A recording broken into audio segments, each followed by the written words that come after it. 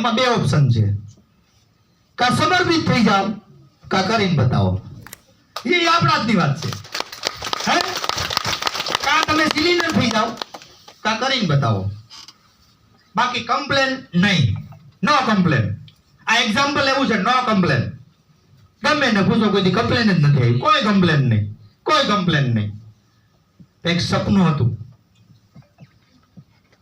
એક સપનું હતું. ત્યારે આરસીએમ પેલા તો મને એવું સ્ટેજ મળ્યું કે ભાઈ હું બોલું ને, મને એવું શોખ હતો કે મને હજારો લોકો સાંભળે. કઈ ને કઈ તમે એવું સપનું નક્કી કરો, ન કર્યો હોય.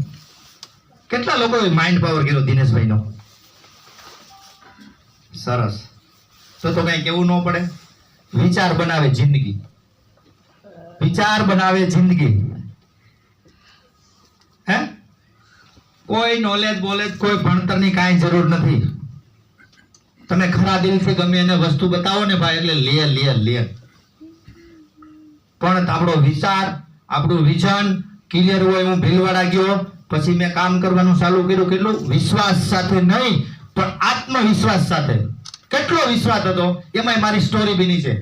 એટલું મેં આરસીએમ કર્યું કે મને મારા પરિવારની ભાન નહોતી. તમે વિચાર તો કરો. ઈ મને છે ને, આજે અમે અમારો પરિવારને અમે આનંદથી રહી છીએ. એમાં મેં 3 વર્ષ એવું આરસીએમ કર્યું ને, કદાચ ગમે એવું કામ હોય ને, આરસીએમ નું કામ હોય ને એટલે મારા સાઈડમાં. કાલની જેવી ઘટના, હજી મારું કામ હતું, અહીંયા આવવાનું હતું ને હરેશભાઈ નો ફોન આવ્યો કે કાનજીભાઈ એક જગ્યાએ આવવાનું છે. મેંદરડાથી સીધો વયો ગયો અને 4 વાગે તો બસમાં બેસવાનું હતું, 2 વાગે ઘરે આવ્યો. આ સફળતા. બાકી હરેશભાઈ ના ન પડતા આવડે મને. હે, કોઈ તૈયારી નથી, બધું મારું કામ બાકી હતું. અને હરેશભાઈ નો સીધો ફોન આવ્યો મને કે કાનજીભાઈ આવવાનું છે. મેં કીધું યસ સર. આ સફળતા, આ સિલિન્ડર. એટલે આજે પથ્થર જેવા વ્યક્તિને અપ્લાયને હીરો બનાવી દીધો. સંજયભાઈ સેંદલિયા છે, સંજયભાઈ ગોંડલિયા છે, અજયભાઈ સાવલિયા છે, દિલીપભાઈ નો પણ મોટો ફાળો છે, ભાવેશભાઈ નો પણ મોટો ફાળો છે. આ વ્યક્તિ સિલિન્ડર હું થઈ ગયો છું. એક પથ્થર જેવી વ્યક્તિ. પેલો મારો જૂનો ફોટો જોયો છે, હું મારો સ્વભાવ, મારું બોલવાનું હાવ જૂનો ફોટો, મોટી મોટી મૂછું, દાઢી, ઈ વાળ, ઈ કપડા. પરિવર્તન. હું કીધું પરિવર્તન. મેં ધીરે ધીરે મેં પરિવર્તન કર્યું કે મારે મારા પરિવારનું ગેમ ચેન્જ બનવું હતું. બાકી મેં મારા મેરેજ પછી 12 વર્ષ ઈન નહોતું માર્યું, મને ગમતું નહોતું. પણ જયારે આ સિસ્ટમને શરણે થયો કે મારે અમીર બનવું છે તો અમીરનો કોડ ડ્રેસ છે. આજે એક દિવસ એવો નથી કે હું ઈન વગર નો હોઉં, ભલે નાંડુ કાચ આપશો. હું ડોક્ટરને પ્લાન બતાવું છું. ખબર છે કે મારે પ્લાન કે મારી ટીમમાં 22-23 ડોક્ટરો છે. હું ડોક્ટરને ન્યુટ્રિશન આપું. તમે વિચાર તો કરો, સિસ્ટમને હું ધન્યવાદ દઉં છું કે ડોક્ટરનો હું ડોક્ટર બની ગયો. આદિ સુધી મને કોઈ પૂછ્યું નથી. મને એમ કહેતા ભાઈ તમે તો બહુ સારું ભણેલા છો હોય કે, પછી હું ખોલાવું નહીં. મેં કીધું એની હવા નીકળી જાય કે ખોટી દે તો.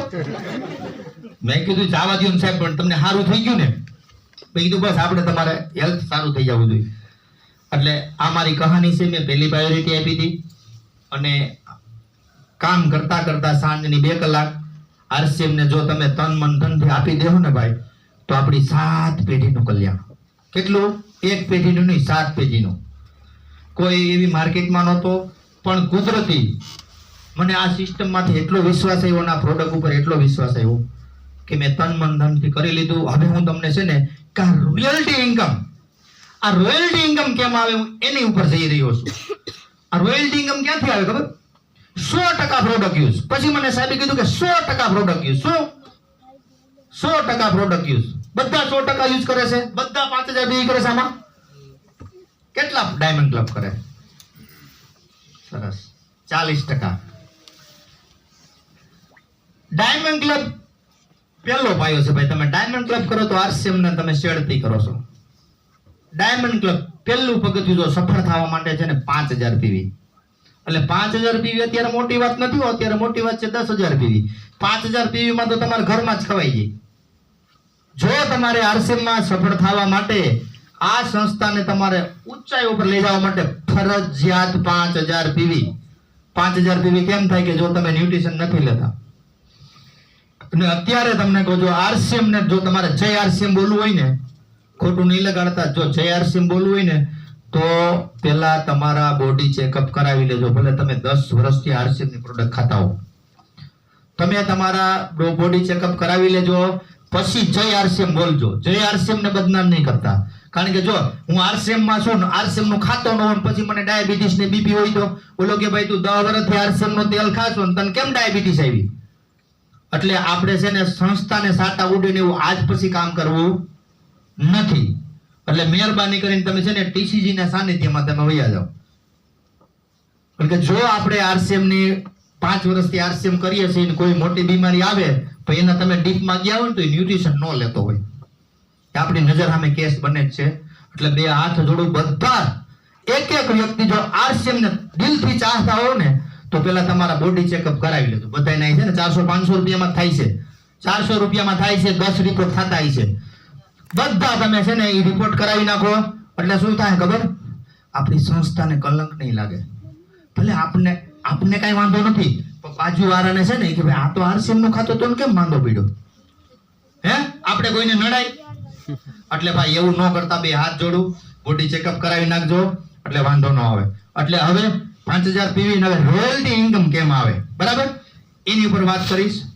હવે કઈ માઇક ની જરૂર નહીં પડે તો હું પ્રોડક્ટ ઉપર તમને, અહીં ઘણી પ્રોડક્ટ પડી છે, પણ જે 5 પ્રોડક્ટ ઐતિહાસિક પ્રોડક્ટ છે એની તમને 5 પ્રોડક્ટ ની તમને વાત કરી કે પ્રોડક્ટમાં રોયલ્ટી કેમ આવે, બરાબર?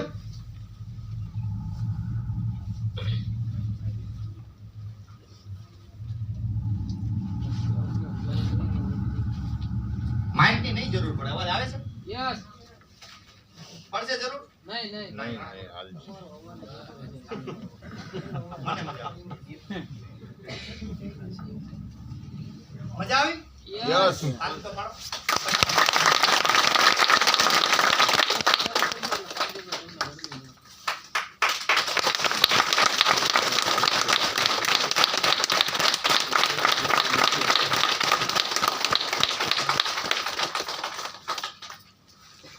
રોયલ્ટી આમાં છે.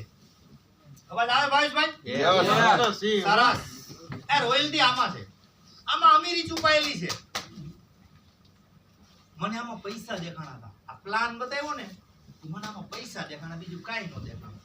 પૈસા જ મારે જોતા હતા. હે? આમાં મને પૈસા દેખાણા. રોયલ્ટી. બધા લોકો ચા પીવે છે?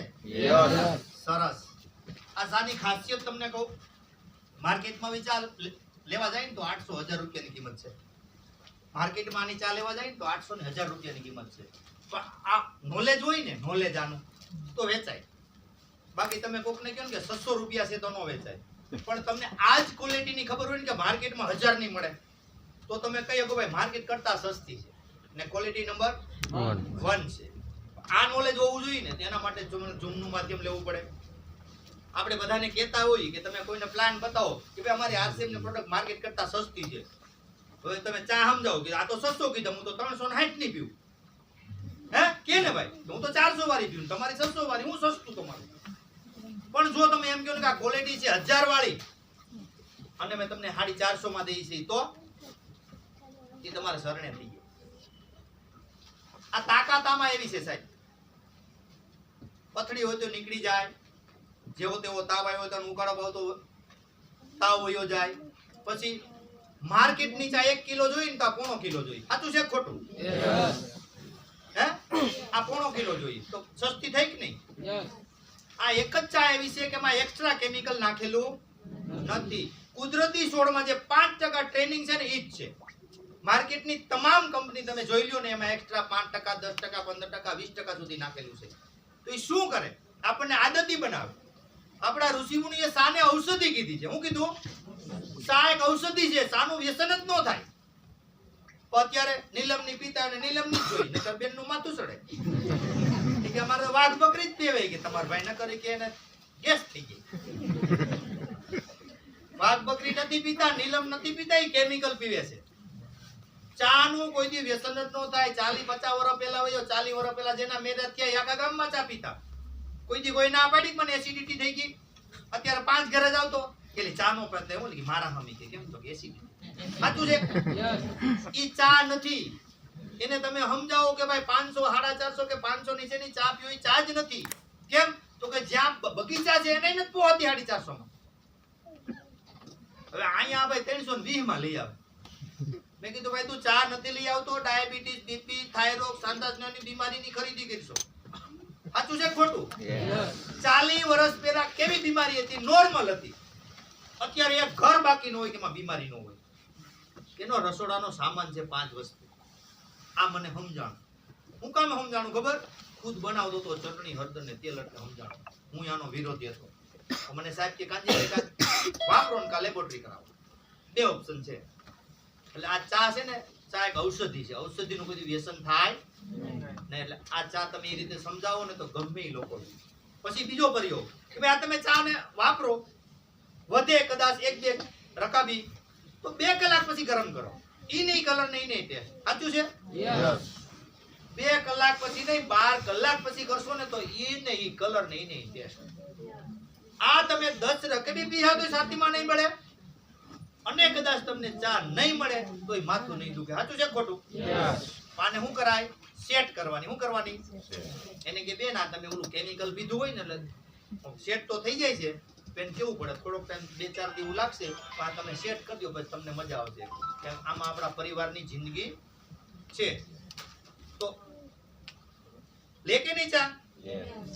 સમજાય ગઈ ચા? સરસ. बदले